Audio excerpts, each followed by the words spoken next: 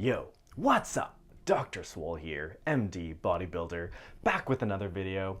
Today we're going to be talking about the best supplements for bodybuilding. Now, supplements get a lot of attention in the fitness world, and this comes from the fact that the fitness industry is built on selling supplements. When you look at bodybuilding articles online and posts by social media influencers, you'll notice that very often they're trying to sell you something, and it's often some form of supplement. Now, the truth is, supplements are only a tiny sliver of the puzzle, and you should really be focusing on training, nutrition, and recovery as the backbones of your program. That being said, I wanted to share my unbiased perspectives on the topic. This video is not sponsored and I have no connections to any supplement company. Quick outline for today, we're going to be talking about the top 7 supplements I currently recommend for bodybuilding going into 2021. We'll briefly touch on how they work, and this is just going to be a brief overview. We're not going to go into depth into physiology here. However, a lot of my reasoning for using these supplements is actually somewhat indirect, so I think this is going to be an interesting piece. We'll talk about when to take them and how much to take based on the research available. If you've been enjoying my content so far, make sure you smash that like button, hit subscribe, and let's get into it. I'll be talking about these in decreasing order in terms of relevance to bodybuilding. This doesn't necessarily mean one is better than the other. Note that this is not a medical opinion. If you have any health concerns, make sure you consult a doctor. Alright, number 1 on the list is going to be protein.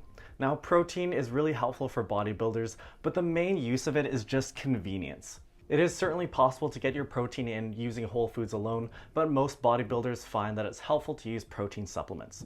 Now, my current recommendation on total protein intake is 0.72 to 1.0 grams per pound of body weight per day, or 1.6 to 2.2 grams per kilo per day. In terms of how to take your protein, I recommend spreading out your protein evenly over 4 to 6 meals, spaced 3 to 5 hours apart. My current recommendation is to just use whey protein.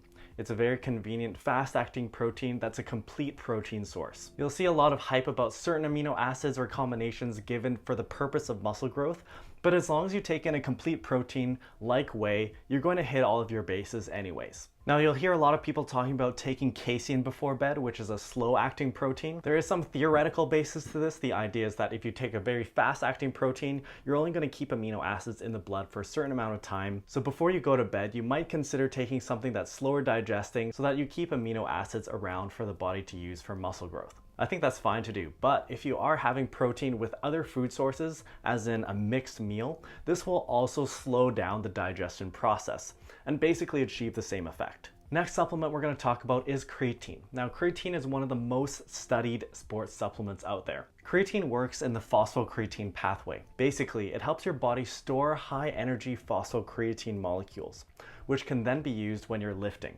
Creatine has been shown to have a positive effect on hypertrophy. The exact mechanism for how it might help build muscle is not exactly clear, but most people find that creatine will help them lift a little bit more in the gym. If you're able to lift more weight or do more reps in the gym, that represents an increase in volume. And being able to do more volume is strongly correlated to muscle growth in the literature. Besides the fact that creatine increases training volumes, there are possibly other mechanisms that are still being studied right now. In terms of how much you should take, I would recommend using 5 grams of creatine monohydrate daily. Creatine monohydrate is what's used in most studies. People talk about creatine loading. I don't think this is necessary. Your body will build up stores of creatine over about a month. I think it's fine to take creatine all the time. You could consider not taking it when you're deloading or going through a light phase of training. Alright, the third bodybuilding supplement we're going to talk about is caffeine. Caffeine works through neurotransmitters as a central nervous system stimulant. The way that it helps bodybuilders is that it has been shown to increase training performance, and most people find that caffeine helps them with energy levels.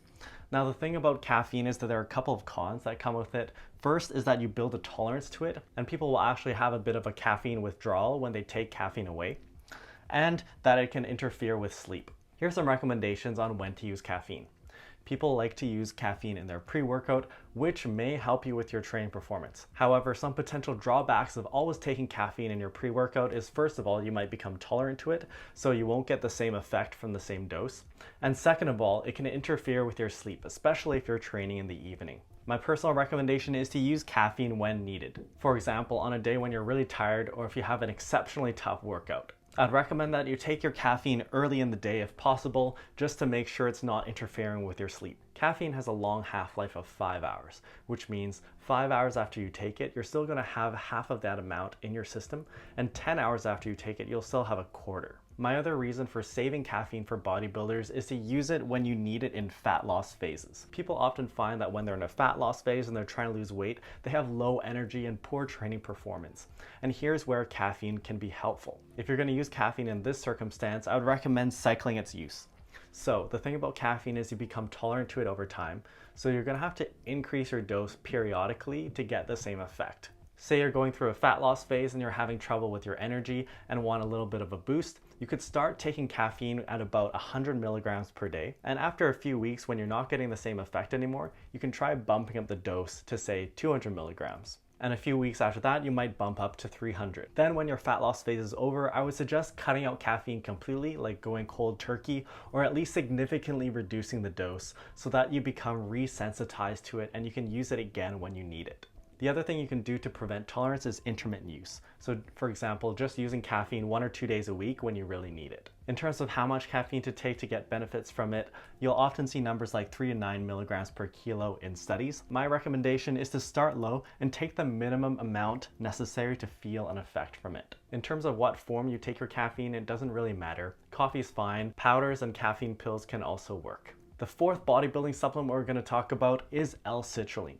Now this one is less well supported in the literature compared to the ones before. L-citrulline is an amino acid that increases nitric oxide production. Nitric oxide is a vasodilator, so you'll see L-citrulline in pump products. Now at this point, there is some early evidence to show that L-citrulline can help training performance. However, the mechanism for hypertrophy isn't very clear, and there's no strong evidence showing that L-citrulline will actually help you build more muscle. Now, 2 reasons why I like citrulline. First of all, if it increases your training performance, you're able to develop more mechanical tension, which should be good for hypertrophy. Second is an indirect reason. When you get a really good pump, people often find that they get a better mind-muscle connection. And having a good mind-muscle connection is very likely to help with muscle growth. My recommendation is you try citrulline out and see if you like it. The amount that's best supported in the literature is to take 3 grams of L-citrulline 60 to 90 minutes before training. Number 5 on our list of bodybuilding supplements is a multivitamin. I'll start off by saying that these are not necessary if you have a balanced diet. And by this I mean having a variety of foods with lots of fruits and vegetables. However, I do think that having a multivitamin doesn't hurt and can be helpful to cover your bases. In terms of how much to take, I would suggest looking up the RDAs, which are the recommended daily allowances. A tip would be to check the vitamin D you're getting and make sure you're getting enough, especially if you live in a place that doesn't get a lot of sunlight at certain times of the year. If you have a special diet or you're worried about a specific deficiency, make sure you consult with a doctor. So next up on the list is a fish oil supplement. Now, fish oil has been shown to be helpful in multiple health markers, including your cardiovascular or heart health. It's currently recommended that you aim for at least 2 servings of fatty fish per week. And if you're not getting that, I'd recommend taking a fish oil supplement. The main ingredients you're looking for are EPA and DHA. Those are the omega-3 fatty acids that are the main players here. And I'd recommend taking 0.3 to 1 gram per day of combined EPA and DHA. Of course, keep in mind that this isn't necessary if you're getting enough from fish itself. Last supplement we're going to talk about today, which I think is underrated, is melatonin. Now, melatonin is something that's naturally produced by your body to help regulate your sleep cycle. Now, this is going to help bodybuilders in an indirect way, in that it can help you with your sleep quality. I think that having good sleep is a huge part of recovery and really important for all types of athletes. Now, the main application of melatonin is to help with jet lag or schedule changes. You should not think of melatonin as something you take all the time to make you sleep, but it's more so to help you get your sleep schedule back on track. For example, if you switch time zones or if you've been staying up late over vacation or on the weekend and need to get to sleep early to get back to work, then it can be helpful for just using it for a couple of days to help get you back on track. In terms of how much to take, I would suggest somewhere between 1 to 10 milligrams, and you take these sublingually, which means under the tongue. That's all for now, guys. Thanks for watching. If you enjoyed this video, make sure you like the video and leave me a comment. In particular, what supplements do you take? Let me know below. If you want to make sure you're getting your nutrition right, check out my playlist on how to optimize your nutrition for bodybuilding, where I go through the major variables in terms of diet and how to set them up correctly for muscle growth. If you've been getting value from my content, make sure you subscribe and share the channel with your fitness friends so they can benefit from it too. See you next time.